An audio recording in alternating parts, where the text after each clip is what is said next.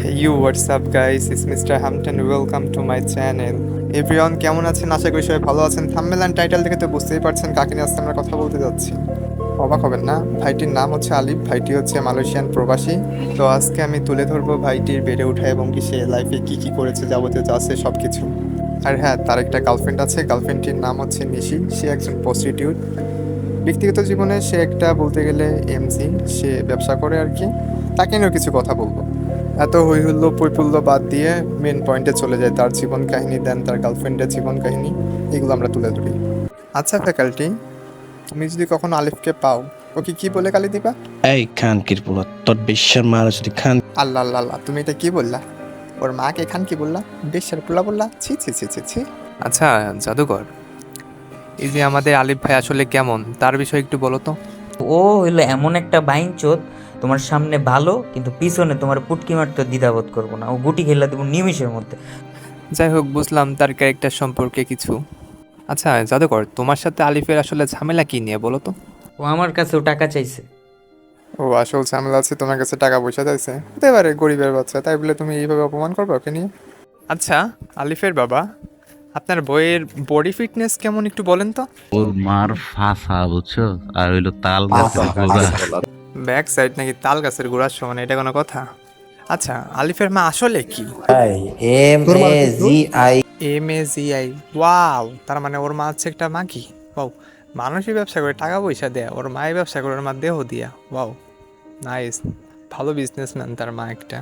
আচ্ছা প্রাসঙ্গিক ভাই, আলিফের বাবা আসলে কি করে? পারে ইমু কুত্তাদের মতো গালাগালি করে। এটা কোনো কথা? একটা ইমো গালিবাজের ছেলে এত বড় বড় কথা বলে? ছি আলিফ, তোমাকে আসলে কিছু বলার নাই ভাই। বান্ধবী ইলুসিভ, একটু আগে বলছিলাম নাকি আলিফের মাকে নিয়ে কি বলবো, একটু বলো তো। আরে প্রতিদিন রাতে তোর মার নাকি গ্যারা উঠে বসছে, বুঝছিস? আমি তোর মা তো আমার ভাবি হয়। আমি ভাবির পাশে গিয়ে কথা বলতেছি। ভাবি বলে, জানো বাজি, আমার তো চোরার বেলা উঠছে। আমি বলছি ভাইয়াকে, তোমার ভাইয়া তো এখন বাহিরে। তোমার ভাইয়া ওই যে কি বলে, জুতা সেলাই করতে গেছে। মানে তো জুতা সেলাই করে মুচি তোমার ভাই। আমি বলি, তুমি জানি এটা অনেক আগ থেকে জানি। তো বলতেছে আমার তো গ্যারা উঠছে। আমি তো আমার কাছে তো মেশিন নেই, আমি কি দিয়ে তোমার থাপাবো? একটু বেগুন আছে আমি। ওয়াও, তার মা আসলে যখন একা একা থাকে তখন কি করে, এটাও জানতে পারলাম। এভরিওয়ান, আলিফকে নিয়ে কথা বললাম, দেন তার মাকে নিয়ে, তার বাবাকে নিয়ে। এবার আলিফের আসলে জিএফের দিকে আমরা একটু চাই, তার সম্পর্কে একটু জানি। আচ্ছা আপু, কখনো যদি আলিফের গার্লফ্রেন্ডকে পাও, তুমি কিভাবে গালিগালাজ করবা? শুয়োরের বাচ্চা, একদম তোর মুখে লাথি মারবো। চুপ থাক, কুত্তার বাচ্চা। ওয়াও আপু, কি সুন্দরভাবে ওকে বোকা দিলা। আচ্ছা প্রাসঙ্গিক ভাই, নিশির বুকের সাইজ কত? 34। ওয়াও, যেহেতু বুকসের সাইজ 34, তাহলে তো অনেক, মেয়েটা অনেক সেক্সি অ্যান্ড হট, মানতেই হবে। এই প্রাসঙ্গিক ভাই, নিশির মায়ের দ্বিতীয় জামাইয়ের নাম কি? এক্সাক্ট নাম জানতে পারলাম ওর মায়ের দ্বিতীয় জামাইয়ের নাম এক্স্যাক্ট। আমাকে আমার কাছের একটা ভাইটির নাম হচ্ছে ইঞ্জু, আমাকে ইনবক্সে বললো নিশির নাকি ব্যবসা ভালো চলতেছে না। আচ্ছা নিশিকে কোথায় পাঠানো যায়? কাকুলিতে পাঠাও, ওখানে অনেক বড় বড় পোলাপান যায়। হ্যাঁ, কাকলি কিন্তু আবার খুব ভালো একটা ব্যবসার জায়গা। কয়েকদিন আগে শুনলাম নিশির নাকি একটা ছেলে ফ্রেন্ড তার মায়ের সাথে ভুলবশত নাকি কি একটা করে ফেলেছে, ওটা একটু শুনি। ওর বন্ধু ওর বাসায় আমার নিয়ে গেছে। পরে ওর রুমে আমি ঘুমাচ্ছিলাম, মধ্যরাতে উঠে ওর আম্মুর রুমে গেলাম, দেখি ওর আম্মু পাছাটা আমার দিকে ঘুরে শুয়ে আছে।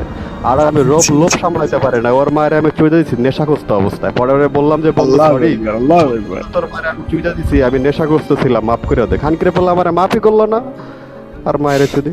আরে বেটা নেশাগ্রস্ত ছিলাম আমি, এই জন্য চুইদা দিচ্ছি। আহা নেশা, সে তো নেশাগ্রস্ত অবস্থা ছিল আপনার ফ্রেন্ড, মাফ করে দেন। বন্ধুই তো হয়, বন্ধু আপনার মাকে করেছে, ঠিক আছে বুঝলাম। আমি তো গোপন একটা কথা বলতে ভুলে গেছি, ওর মা কিন্তু ব্যবসায় নামছিল 200 টাকা দিয়ে, এখন কিন্তু 220 টাকার মালিক। আচ্ছা আমরা একটা কাজ করি, নিশির আম্মুকে মেসেজ দিই, মতে আমাকে কল দিক। ওয়াও, বলতে না বলতেই কল দিয়ে দিছে, কলটা ধরি। নিশির আম্মু কেমন আছো? হ্যাঁ আমি তো ভালোই আছি। কেমন চলে তোমার ব্যবসা? ও আচ্ছা, ফাটাফাটি চলে। তোমার দিনকাল কেমন যায়? ও হ্যাঁ, আমারও ভালো চাই। আচ্ছা আমি তো আজকে ফোন দিলাম একটা কাজে। হ্যাঁ, অনেকক্ষণ ধরে ভাবতেছিলাম তোমাকে কল দিব, পরে দেখি তোমাকে মেসেজ করলাম, তুমি কল ব্যাক দিলা। আমি আসলে আজকে চাইতেছি তোমার দুধ খাইতে। এই, আমার শরীরে জন্ডিস হয়েছে, তুমি যদি এই দুধ মুখে দাও তোমার জন্ডিস হয়ে যাবে। এইটা কোনো কথা? ওর মাকে এত আশা নিয়ে কল দিতে বললাম, একটু খাইতে চাইলাম, ওর মায়ের নাকি জন্ডিস হয়েছে। এটা কোনো কথা?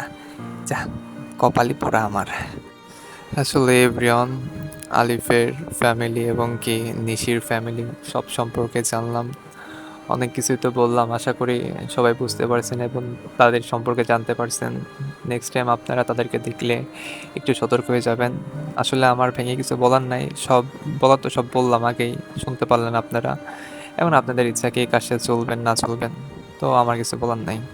এখানে নিশির আইডি কোড হচ্ছে 80217015, আর তার যে বয়ফ্রেন্ড আলিফ, তার আইডি কোড 81947557। আলিফ ভাই, এটা শোনার পরে আসলে আমাকে অভিশাপ দিবেন না। আর দেহ ব্যবসায়ীর মেয়ে নিশি, আপনিও আমাকে কোনো অভিশাপ দিবেন না। আপনাদের যেসব জীবন কাহিনী আমি সব তুলে ধরলাম, এছাড়া কিছুই না। তো ভালো থাকবেন। আল্লাহ হাফেজ এভরিওয়ান। আসসালামু আলাইকুম। হামটান।